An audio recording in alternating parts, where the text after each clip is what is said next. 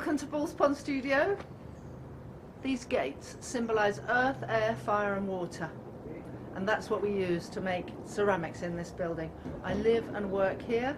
We're in Dalston in London and we're working right now. Come on in.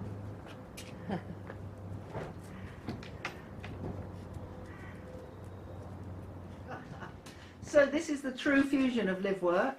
It's my kitchen, my dining room, my meeting room, my feeding the team at lunchtime. We have dinner parties here and we have high-powered meetings. And I design here. You can see all my paper cutouts, and through there is the workroom where we make, and further through is the great big kiln where the work is fired. And then next door in another building is the glazing, which I'll show you in a minute. So come on, Boo, come on, come on. So here we are in the making area, 4.4 metres by 4.4 metres. Booba's not always on my lap, but this is really where I make all the pots.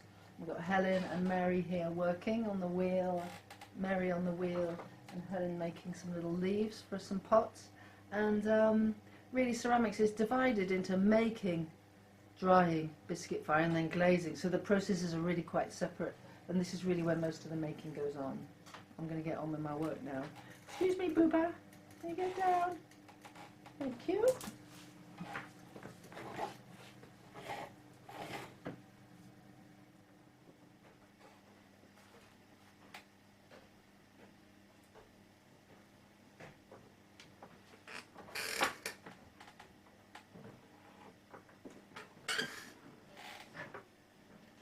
So this is my kiln. Biggest studio kiln, one of the biggest studio kilns in London. 1.4 tons in size, and at the moment I'm drying work for bisque. It'll go to 1,000 degrees.